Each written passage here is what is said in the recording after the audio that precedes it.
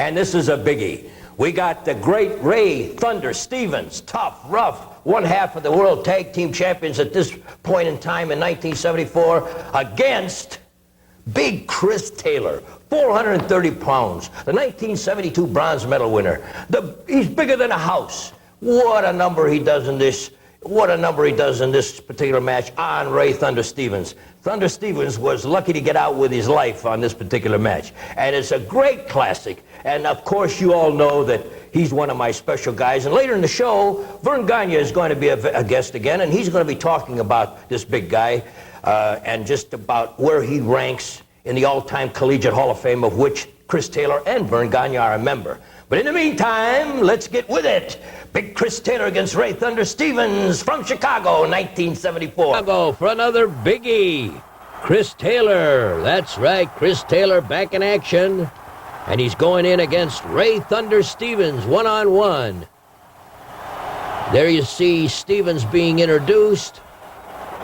And once again, pretty boy Bobby Heenan is the manager. I tell you, Heenan just shows up everywhere. But Heenan was a very, you can't use the word popular because everybody hated Heenan. But then in a sense, you got to use the word popular in that if he was on the card, it was a popular card because fans wanted to see him. Now, of course, you got to recall that the last show we did, we showed Heenan being handcuffed to Chris Taylor. Okay? That was on June the 14th. So now what we have is Chris Taylor doing his thing in a one-on-one confrontation that same night. And he's in against Ray Thunder Stevens, one half of the then Tag Team Champions. 6 foot tall, 240. You know, Verne Gagne talks about Ray Thunder Stevens and the fact that he was absolutely one of the greatest. One of the greatest. And wild, I want to tell you, this guy was wild. He actually participated in rodeos. That's right. He was a bronc rider, and he was a steer rustler, or whatever they do, lasso the steer and take him down. And they used to go crazy. His Ray Stevens used to be the big card in San Francisco. Oh, he was it. I mean, he'd sell out that Cow Palace every 2 weeks. And the promoter out there just dreaded it when he was in rodeos because he was afraid he's going to get hurt and get himself knocked out of the business. And, of course, he was his big superstar. And believe it or not, he did get knocked out of the business for about a year because guess what?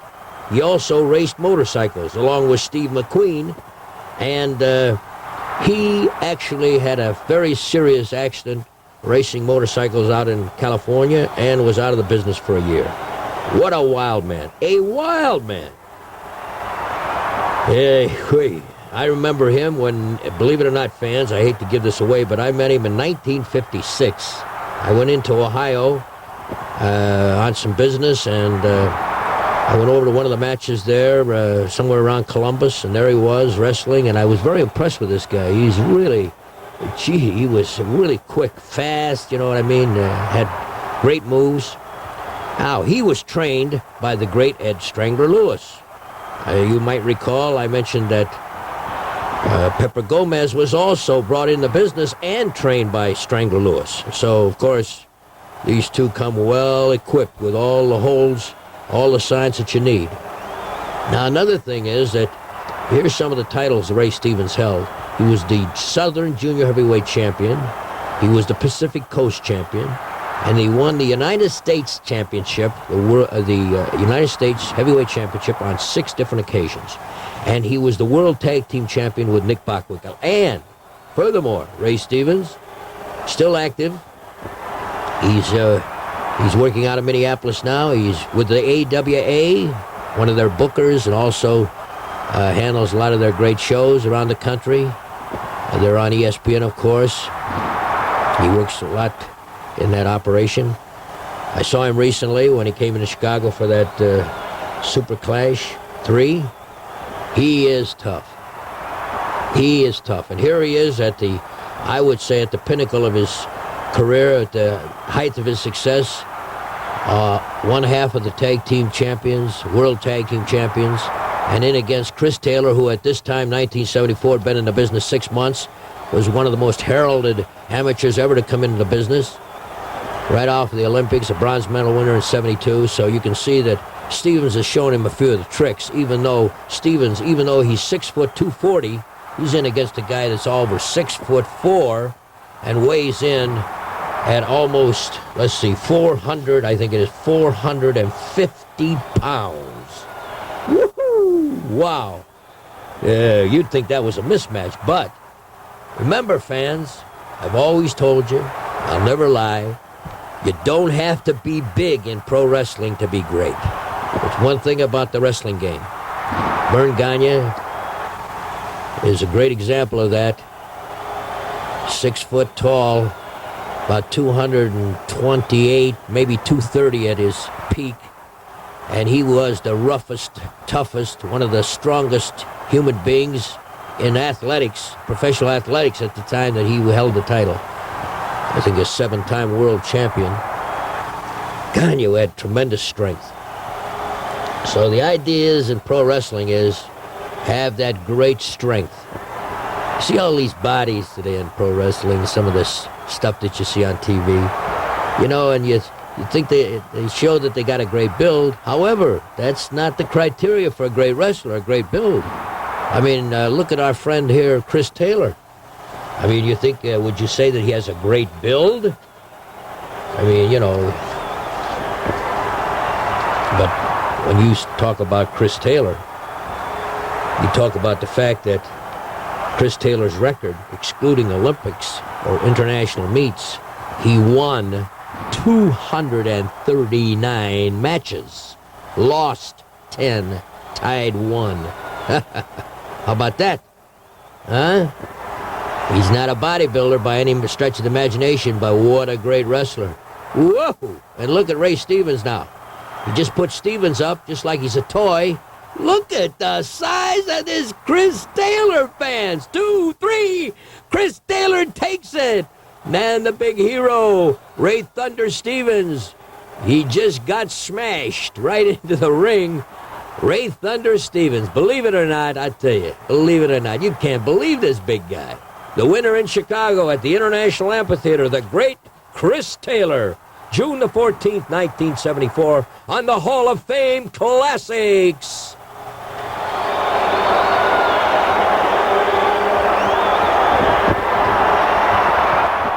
Available on all streaming platforms. It's professional wrestling's greatest, largest, privately owned wrestling library. All the classic hits, flips, slams, and pins of yesteryear are on one place. It's Ultimate Classic Wrestling. Check out the Nature Boy Ric Flair, Hulk Hogan, Mr. USA Tony Atlas, Tito Santana, Rick Martel, a who's who of professional wrestling's greatest spotlight stars ever to grace the squared circle, all in one place. Grab the best seat in the house for memories and mayhem on Ultimate Classic Wrestling.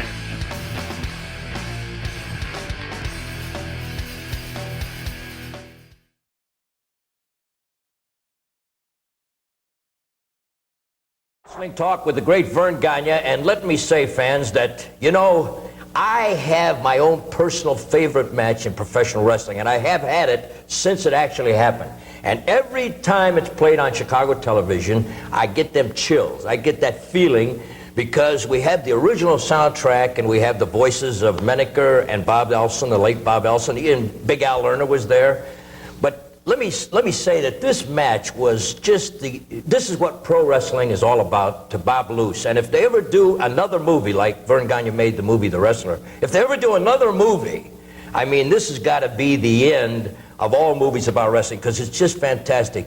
It just shows what pro wrestling is all about, and the drama of pro wrestling, and the combativeness of the wrestlers, the competition, and the fierceness of it all. Anyway, I want Verne to make comments about this match. Billy Robinson against Verne Gagne for the AWA title at White Sox Park, September 7th, 1974. And we're going to be playing this maybe in a couple, 3 weeks, and you're going to see what I'm talking about. And hopefully we might even be playing it today. I don't know if I get that feeling. What do you think about that, Gabe? Well, if I think back to that match, it was the evening of, what was that, in 1974. Right.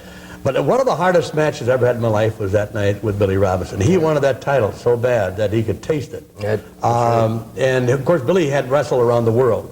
He knows, he was introduced to many different wrestling styles.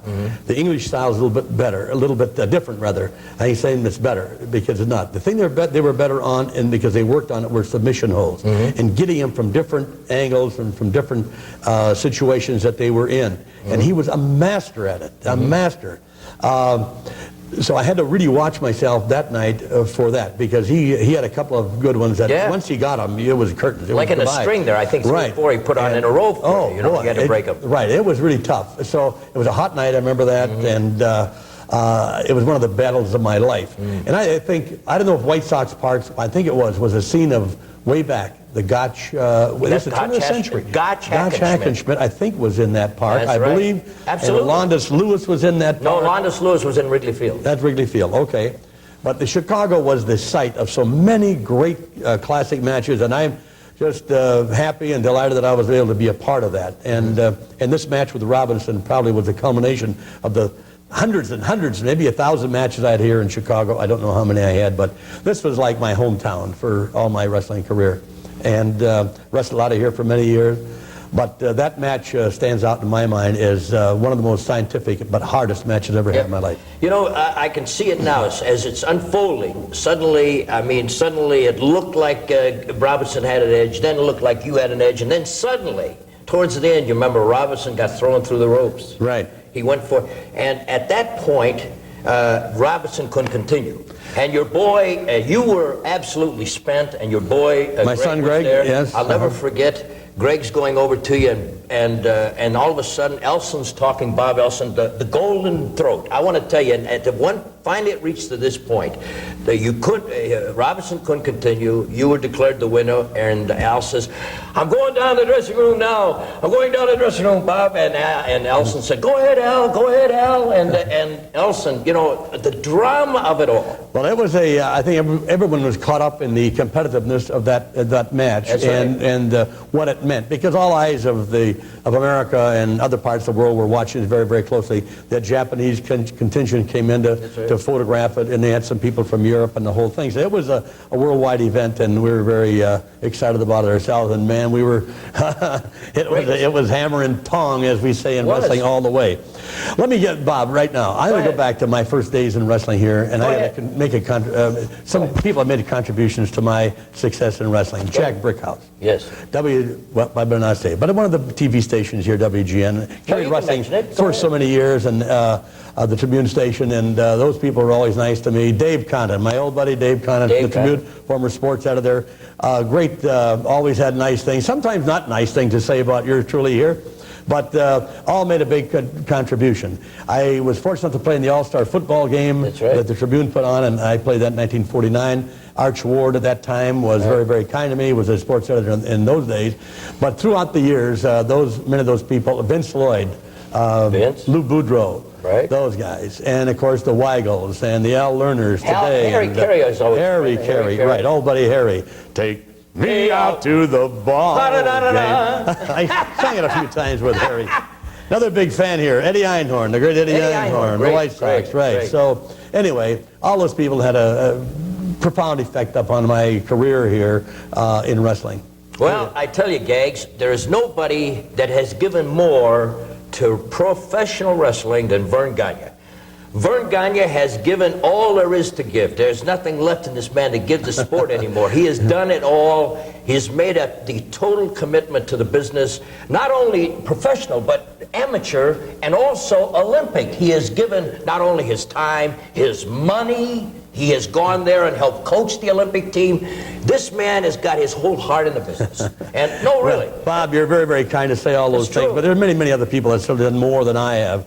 But wrestling has been with me since high school days and collegiate days and on and on. And I appreciate all the people who have ever competed in wrestling, no matter what level it is. It's a hard, tough sport. All you high school wrestlers out there, we're proud of you because we know how tough it is. And the mothers and fathers know how tough it is, especially when the kids got to cut weight and make their weight classes and do a little bit of sacrificing. But it's a great, great teacher for events later on in your life. I mean, you're going to learn how to sacrifice a little bit, and the life isn't always easy. And that wrestling teaches you that probably better than any sport. I played football for years, played baseball, swam, did a lot of other sports. I still ski today, I play tennis, but the wrestling is the hardest of all. And you collegiate wrestlers, I'm proud of all of you, and of course our Olympic team this year did a fantastic job over in Seoul, Korea, and on and on. Listen, fans, I tell you something. If you ever meet Bob Luce on the street, I'll tell you one thing about Verne Gagne, and that is Verne Gagne made it on his own. He worked his way through college.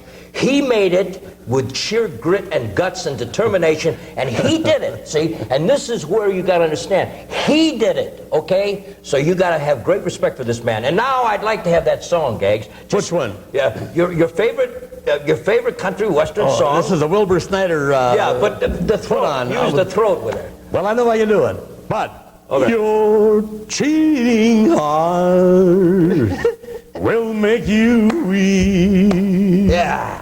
And you cry and try to sleep. Yeah. Oh, sing it, But Daddy. sleep won't come the whole night through. Your cheating heart will tell on you. Okay, and fans, there you have it. The great Verne Gagne has been with us these last weeks. You and we love it. You ain't gonna leave this play. Yeah, we are. That's my main man here. Gags, Thank you, Bob. It's been my pleasure. All right, fans, here they come, Heineme and Wolf. Now, fans, let me tell you, you're probably saying, who is Heineme and Wolf? All right, well, let me tell you, at this time, 1974, Heineme and Wolf had just come on the scene as a rough, tough tag team. Right out of college, where they'd been really tough hombres. Played college football up in Minnesota, not the University of Minnesota, but one of the great colleges in Minnesota. And they came into business. Now, in this particular match, why is it a classic? Well, I'll tell you. In this match, believe it or not, Bruiser is hurt. And Bruiser never got hurt. But in this particular match, Bruiser got hurt. Heineme and Wolf were rough and tough. Heineme and Wolf came into Chicago May 25th, 1974, and they had one thought in mind. They were going to try to do some damage and get their name in print and get over in the business, be over, in other words, get themselves in a position where they can demand some money and they can make inroads in the title match.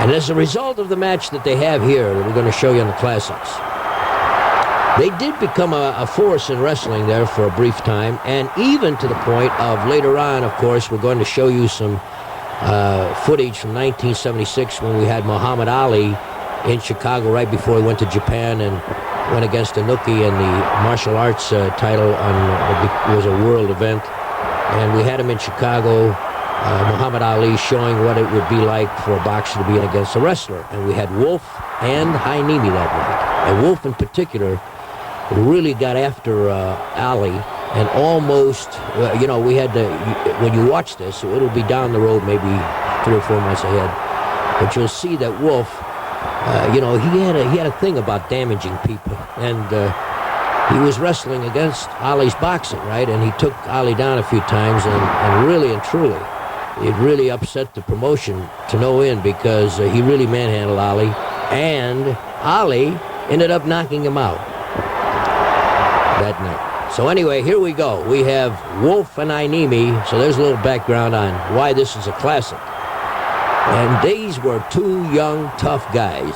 The young Turks in the business, even today, of course. You got great young stars coming along all the time. They got to make a name for themselves, and sometimes they'll pick a spot like this here in Chicago.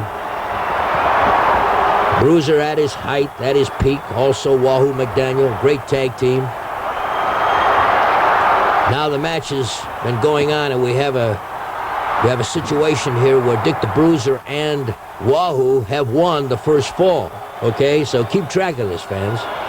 But in winning the first fall, Bruiser's looking over Wahoo's face. Wahoo's been damaged, especially over that one eye. He's been damaged. Doctor looked at it that night because we thought maybe that he damaged the cornea, but actually he put his thumb in his eye, what he did, and Wahoo really had a trouble seeing that night. But as this match progresses, Bruiser's going to be hurt, and Wahoo's going to be wrestling these two dudes all by himself. But while this moves on, keep that in mind, fans. It's the Hall of Fame Classics, and it's from Chicago. It's May the 25th, 1974. Great night in Chicago. Here I am looking at the newspaper clipping, Sun-Times Sports, May 25th, 1974. The headline on this reads, Bruiser Wahoo versus Larry Buddy in mat feature. That's right. They called Heineme Luscious Larry Heineme and Beautiful Buddy Wolf. Look at Bruiser pounding on that guy. Whoa! This is the big time, pal. Welcome to the big time. That's right. Yes, sir, fans. In any great professional sport, the cream always comes to the top. Always remember that. When you're watching the NFL, you're watching the greatest. When you're watching the NBA, I'm sorry, you're watching the greatest. And when you're watching professional wrestling in Chicago in the 70s, the Bob Luce promotions, you're watching the greatest, baby. They didn't come into Chicago and wrestle at the amphitheater unless they were absolutely the tops. And we turned them loose. I want to tell you, look at this. Bruisers. I don't know if Bruiser had a premonition that these boys had nothing but bad ideas in their mind about what they're going to do in this match. The Bruiser's punishing them at this point to this extent, because they're taking a lot of punishment, these two youngsters. Two real class veterans of the mat at this point. Wahoo McDaniel, one of the great linebackers of all time in pro football, played with the Jets and played with the Miami Dolphins. One of the roughest linebackers you'll ever see in pro football. And with Dick the Bruiser, who really made a name for himself in pro football, with the Chuck Bednarik will tell you that Chuck Bednarik, of course, Bruiser smashed him in the front of his helmet. You know, I had that face guard made out of metal. Bruiser smashed him in that metal face guard. He got mad at him, and he bent the face guard right back into Chuck Bednarik's face. Bednarik, one of the roughest, toughest. He played with the Philadelphia Eagles. Some of you great football fans can go back and remember Chuck Bednarik, one of the meanest, roughest guys in the business. And he took that shot from Bruiser. Bruiser's tough. He's rough. Here you see Bruiser dishing it out here on Heineme and Wolf. And yet, in this very match, look at Bruiser. Give him this punishment. Can you believe this? Can you believe, as this match progressed, they just waited for their shot and they got it in. I can't recall exactly how Bruiser was hurt, but believe me, this was on a rare occurrence. As I recall this match right now, Bruiser was hurt to the point where he didn't continue the match. Look at this. They're running around there. Bill Finford's your referee. Look at this. I don't know whether they're trying to get out or what. Whoa! Hey, look at that. Hey, Bruiser just waylaid the guy. Now he's going up on the ropes there. Bruiser's going to handle this. Oh, down on his stomach. Now, let me tell you, fans, 2, and he's counted, and the count is 3. Whoa, wait a minute. Got 2 minutes to go here, fans. And Bruiser just got the count. It's 3. And now Finford's motioning to these two guys and saying, look it, here's your winners. Now in the ring here, Big Al Lerner's in there, trying to interview. Now they're pointing at Bruiser. Heineme and Wolf have been beaten, but let me tell you, this match takes a twist. Now Bruiser's got Stevens to contend with. And this is where it happened, fans. This is where it happened right here. We got the film going on in there. There. See there? See, now they're working over. See this? Now they got Bruiser down here. It's going to happen. It's unfolding right now, fans. Look at this. Here comes Stevens off the top rope. There, right on his leg. Unbeknownst. Hey, and Wahoo McDaniel is off in the corner there. There it is, fans. The match is over, and they done the damage. And Bruiser, I want to tell you, let me tell you, he really got his leg racked up. Bruiser was out of action for about a month. Bruiser really got his knee racked up. And that's what makes this one of the classics of all time, is because this is a very rare occurrence. You will not see this ever in pro wrestling. Dick the Bruiser down and Dick the Bruiser hurting. They brought the stretcher in the ring. Now Al Lerner's even going over here. Now they're trying to escort the Heineme and Wolf out. No, that's Bruiser. No, they didn't bring the stretcher. They're going to take him out. They took him to the hospital, but that, fans, is one of the rare occurrences of all time, like you'll never see that particular one. Bob Luce and the Hall of Fame Classics from the amphitheater. We'll be back. Welcome once again to the interview portion of the show. And, of course, you know, and I know, and everybody knows, J.D. knows because he talked me into it, that Sinister Minister is coming back because he has a surprise for my co-host and my good dear friend, J.D. Bergman. J.D., I would really, you know what really made the difference is he's free. But you, with your new contract, whereby you're a co-host, I'm going to live up to the terms we made where you get to do your thing. If you think it's right, we're going to do it. Well, Bob, he said the right word last week. Free.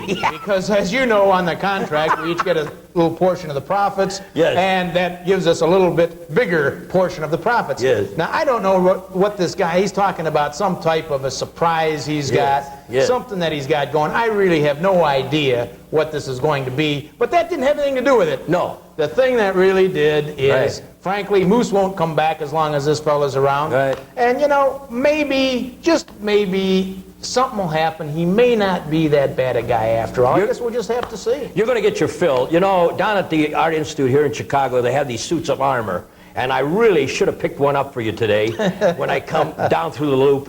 But I just thought, well, no, I won't, because you need protection. I won't be here. We don't have any studio security guys. But I want to tell you one thing, J.D. I know that if I let this thing go far enough, you're going to get enough of this guy, because I've seen his type. I've seen his type. I haven't spent all this time in wrestling for nothing. I've seen his type. He's going to get to you. Now, keep yourself ready at all times. All right. Well, I've worked with you long enough, Bob, that I think I know the type of guy he is. But, you know, maybe, just maybe, there's a little good in this guy that's going to come out. But don't worry. I mean, I'll be diligent. I'll watch things. I'll make sure that if I'm wrong, you know, my guard will always be up, Bob. Okay, well, listen, fans. That's all I can say. I have nothing more to say. Well, we got 1 minute to go, but I don't want to say anything more. So I tell you what. Let's just get on with it. And I want to say one thing now. All right. I don't know whether I'm going to leave or not. Okay. See, I told you I didn't even want to be in the same studio with him. But don't count on it. I'll tell you why. Okay. Because you as the co-host, Yeah. I mean, I don't want anything to happen to you. I appreciate that. Right. Yeah. Now, I don't know whether I can handle this guy because, you know, he's pretty tough. But at the same time, I don't want anything to handle you. So I'm going to keep a wary eye. I don't know whether I'll leave. So good luck with the Sinister. And that's it. And we'll see you when we're back, fans. Coming back here, this is the second interview portion of our show today. My guest again, and I don't know if it's fortunate or unfortunate, the Sinister Minister of Fear. Hello, Sinister. J.D. Put it there. You know it's fortunate, J.D. But I gotta tell you something. Luce has got to be stopped. Well, what do you mean he's got to be stopped? He's got to be stopped. He is raising the dead. The man is bonkers. He's lost it. Gagne's lost it. They're talking about Chris Taylor. Okay. Let him rest in peace. The guy's dead, for Christ's sake. Even I don't do that. Well, he might. Do I need to chain? No, you don't need to change. Listen to me. The man is dead. Luce has finally flipped his wig. Well, He's resurrecting the dead. The man died. Leave him alone. Let him rest in peace. We can't have this in wrestling. Not only is he talking about so-called legends, bums, dirtbags, now he's bringing up the dead. Isn't nothing sacred on this show? Thank God you had me back. Go ahead. Thank you. I appreciate the fact that you're allowing me to talk as co-host of the show. The man's dead. Chris Taylor died. He was a national hero. You got to let him rest in right, but peace. the thing is, your ratings are great. I'm back. I understand. He is a national hero. That's the reason why he's on the show. And This Gagne is the got- Hall of Fame He's a member of the Hall of Fame. So he expired he's dead. a few years. Well, no, he's not dead. Gagne's talking about him like he's alive. I trained him over here. He did 100 push-ups. He's not dead. He expired several years ago. But still, he's in the Hall of Fame, and that's the purpose of the show, to have the former great wrestlers You forgot on the purpose of the show. Okay. You brought me back. Do you realize something? I think this show's sliding. You need me. I have money. I have legal firms by the thousands. We're going to go worldwide. 20 languages, I think. Zimbabwe, Japanese, Chinese, Mexican, Polish, Czechoslovakian. We're going national. Japan wants this show. And I've got my own Hall of Fame planned. And you, J.D. Bergman, because of the present I have for you, this great surprise will be the television announcer. Ask me why. All right. Why, and what is this surprise? J.D., the man that you are, I have something for you. I can hardly wait. Look at how nice it's wrapped. Oh, that's gorgeous. Obviously, I can see a lot of, especially on that side, I can see that. But when you open this, J.D., you'll be so glad that you had me back. Because I know that you are a jet flying. You are a limousine riding son of a gun. And I got this for you. I'm presenting you, I got to tell you, I can't hold it in. The newest award, the Pro Wrestling New Television Announcer for 1988, my friend and yours. I give you J.D. Bergman. Well, now, that is a very prestigious award, but let's see if that's for real or not. Open it. Let's see if that's for real. Open it. Yeah, I'm doing just that. Every great wrestling announcer got this when early Give me the on. wrapping. It cost me money. Yeah, I can understand. You can use the tape again. Now, are you sorry? I'll be darned. It is. Show the fans. It is. Look at that. To J.D. Bergman, Pro Wrestling's newest television announcer for 1988. Announcer of the Year, J.D. Bergman. Well, I have to... Congratulations, J.D. Well, thank you. I appreciate it, Sinister. I have to admit, I was a little skeptical when you're talking to me about this, but this certainly looks like it's a very prestigious... Well-deserved. Well-deserved. The people you beat out, I didn't want to bring up because they cannot even carry your shoes. But I got to tell you, I got to go back to what I'm talking about. I'm so excited that you got this award. I have my attorneys, Ettinger, in Oak Lawn, want to sign you up for my show. What do you say? Forget Luce. Forget the Hall of Fame. For whose show? My show. But this right here, this is the show right now. The Professional Wrestling Hall of Fame. Look at J.D., wait a minute. People. These are the true wrestlers of the era. Oh, these pictures. Wrestlers of the era. Oh, I'm tired of these pictures. They are gorgeous. This is really no, this J.D. is what we got going right here. No, J.D., look what I just gave you. Fans, he has no gratitude. What pictures? I do have gratitude. I mean, these, look at that. There's Bruiser. Oh, wait, Valiant's okay. Bruiser? What do you mean, Bruiser? Hey, leave the picture alone, man. Wait, J.D., look it. Hall of Fame, J.D., the award. I don't like Bruiser. I don't like him. What are you doing, man? That was in the Professional Wrestling Hall of Fame. That was, too. You can't wreck this. I like this one because it shows all the fans that came to see me. Now you go over here. I'm telling you. Look at this. Adonis, nothing. Adonis, nothing. What are you, crazy? J.D., I'm going to stick this in you. You don't deserve the plaque. You don't deserve the plaque. There's what I think of Adonis. What is the matter with you? Where's Luce? This is the Hall of Fame. Luce is around here. This is the Hall of Fame. Listen to me. This is the I'm Pro taking the Wrestling show Hall over. of Fame. Get out of the way. You're blocking the camera. Hey. Listen to me, Bergman. You don't deserve it. This is not your show. Hey! Hey, what are you doing here? What am I doing here? I was invited here. I was invited here. Bob, the guy's nuts. Don't walk over that line. Hey, we got enough of this. Listen to me, Luce. Don't even put your fingers in me. Don't touch me. I want the plaque back. What? That plaque, I want it back. Plaque? I want it back. He doesn't deserve it. It's a joke. No. Wait, I want it back. Who is it, me or Luce? What are you, an Indian giver? You gotta go one way. You gotta go one way. It's got my name on it. What do you mean it's got my name on it? I'm taking this picture. That's Bobby Heenan. He shouldn't be disgraced by being part of the show. Yeah? Watch this. You call security. Call anybody. You ain't heard your last. I'm getting out of here. I'm taking everything. I'll see you later. Hey, you're dead meat in this business, fella. You're through. Done. Finished. Ended. Now relax. Sit down. Bob. Sit down. You were right. Sit down. Bob, you were right. I'm sorry. That's right. You told me that we couldn't trust the guy. You told me that he was around the bend. Look at I this. thought maybe there was something there. I'm taking my chain back. Get out of there. Get out of here. Hey. Get out. Taking all my stuff. I'm owning the show. Hey, officer, arrest that man! Arrest that man! Hey, I got a cop back there. Hey, you won't get out of the building, pal. That guy, Bob, Those are the kind of guys you got to prevent from being on the show. he's the type How many that times- ruins this sport. Yukon Cholak told you, you got to listen. JD, You're right. you're a young man in this. We've been through the mill. It's people like this that have hurt the wrestling game. That's right. He's the type of Buddy people that Jack give Roberts is a bum. Hey, I'm gonna come back. Don't talk about my tag team partner that way. Thank God I'm a registered lethal weapon. I can't hit these guys. I hope Dallas is listening. I'll tell you what, I'm gonna bring an 8-year-old. Jack, you're a I'm gonna bum. bring an 8-year-old and stick him where the sun don't shine. I've seen enough Get out of it. here. Ah. Scram. Beat it. Hey, a dirtbag. We don't need that, Bob. You were right. You were never so right in Yes, your life. right. He's a bum. Right. We don't need him. Bum. He's throw. You never get out. Scram. Yeah. Okay, fans, Bob Luce here at the International Amphitheater, right? That's right. On the Hall of Fame Classics, it's Bobo Brazil, one of the world's greatest black wrestlers, versus Baron von Raschke, the date June 29th, 1974.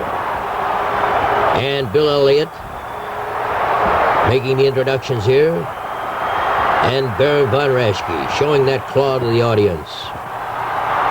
Yes, sir, let me tell you, this is going to be a rough, tough match. Big Bobo Brazil in from Detroit, Michigan. His home at the time. One of his rare appearances in Chicago at the amphitheater. But in this particular year, 1974, Bobo came in on about 6 occasions, and one of them was not only this match, but for that big show at Sox Park that's coming up in September 1974. This is one of the big matches leading up to the big card at the amphitheater on the Sox Park. And on hand this night at the amphitheater, some of the great promoters of all time to see this great match.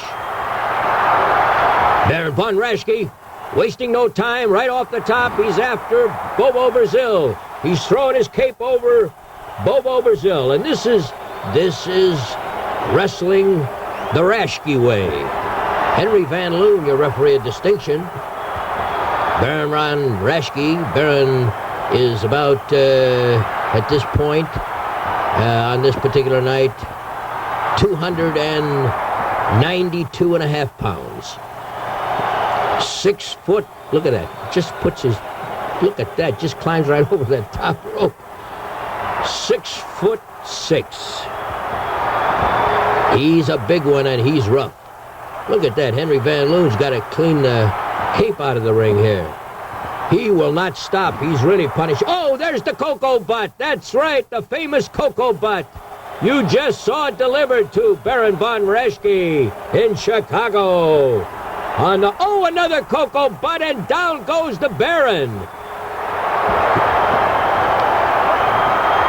Let me tell you, Bobo is starting fast. No question about it.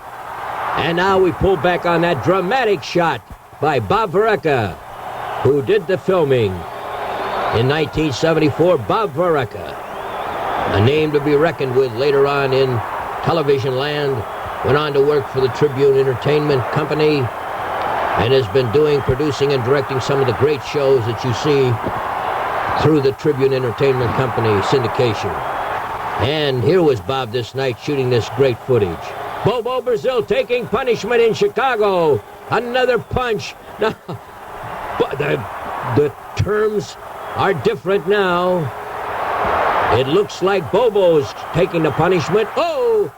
Now Bobo's got him in a good headlock here. Fans, I'm enjoying this one.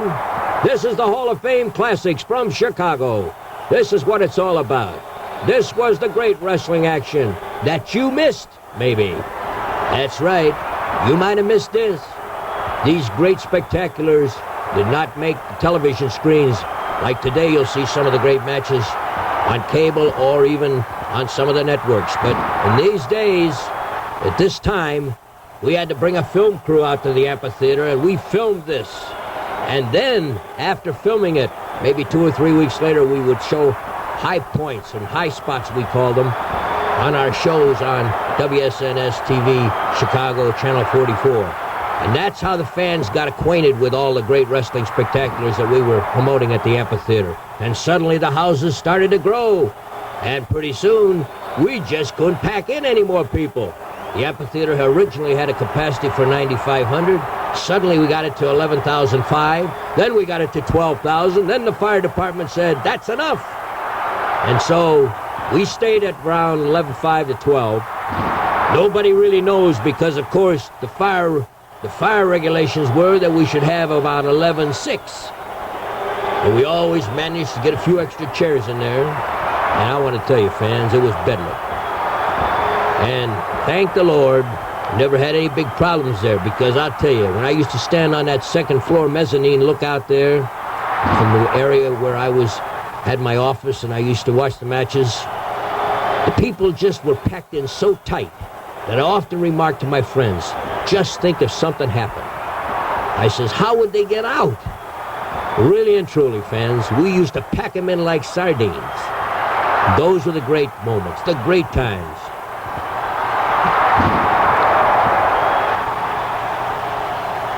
Okay, here we are at the amphitheater, back in the action. You notice that the fans are motioning. If you notice that shot we had of the fans there, first, second row, the fans were motioning, pointing. Well, of course, we're trying to call Henry Van Loon, the referee's, attention to the fact that Raschke is cheating. Yes, Raschke never wrestled by the rules, but he's in against a real tough guy. Bobo Brazil, 6'8". That's right, 6'8". And he weighed in at 295. Now there's a big man. Terrific. Look at this. Raschke's trying to feint that he has a problem here, but let me tell you, you gotta watch Raschke. He's tough. He'll do that. You know, he'll cower back in the corner. He'll cower in center ring. Then all of a sudden, when you think he's out of it, when you think that you got him, he'll come back, lay in a punch. Look at that. See, look. See, fans, now he's putting the claw on his face. A little while before, he's laying on the mat, acting like he was out of the match. Now he's got the claw, and look at that's what I'm saying, fans. But look at this. It's the Bobo Foxtrot, whatever. The Bobo Mambo. Hey, 1, 2, 3, kick. The Bobo Mambo. Hey, look out. When Bobo gives you the Bobo Mambo, them fast moves with the feet. Bobo was always a great dancer. After the matches, he'd go out dancing. And I tell you, he had no problem finding partners. They said he was the greatest dancer of all time. He won many contests. At one point in time, he was noted as the man with the motion in New York City. And I don't mean locomotion. Look out. Raschke's putting it on him here. But I want to tell you now, look at any guy that used the cocoa butt, like Bobo did for years and has done.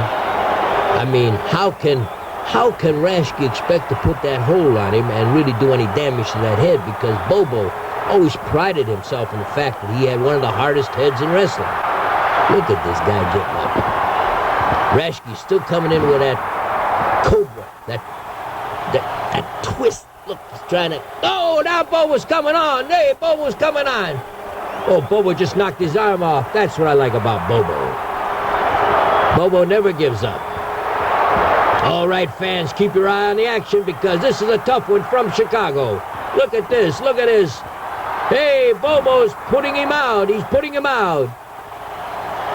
Now, get away from them ropes, Bobo. Don't get by them ropes. Raschke knows how to use ropes. He'll tie you up in those ropes. Get away from the ropes. Oh, over the top rope now. Raschke has got him where he wants him. Raschke, one of the most notorious wrestlers for using ropes. He'll use those ropes and tie your throat in there. He'll try to strangle you. The referee's counting. Henry Van Loon is counting. He's counting. And that's it. That's all that she wrote in Chicago. Henry says, you're out of it. You've had it. Take a walk. That's right. Baron von Raschke has lost the match in Chicago. Raschke, of course, he's going to appeal the verdict. He's going to start yelling, screaming, maybe. To no avail. There he is. One of the world's greatest black wrestlers on the Hall of Fame Classics. I'm Bob Luce, and you've been at the International Amphitheater in Chicago, 1974, June 29th.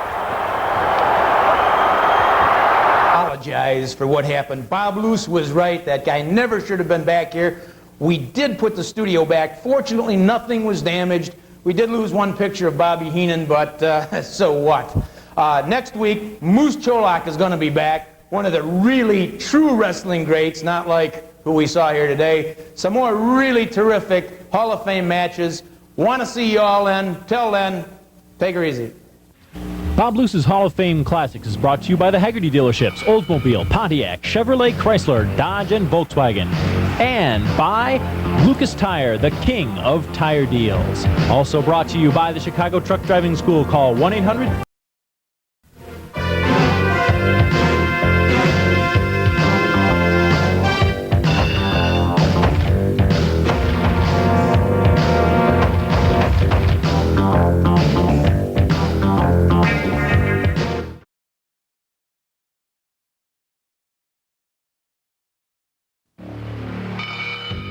Coming June 18th to Ultimate Classic Wrestling, it's the Wormez Chicago Library, featuring Bob Luce, Monsters of the Mat, Hall of Fame Classics, the Chicago Challenge, and more. Relive all the hits, flips, slams, and pins. June 18th, exclusively on Ultimate Classic Wrestling.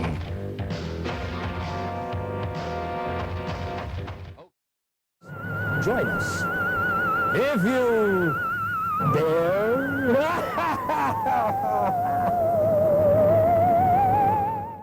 If you want to see more classic wrestling from the Savoldi Wrestling Library, head on over to the Ultimate Classic Wrestling Network, available now on all major streaming platforms.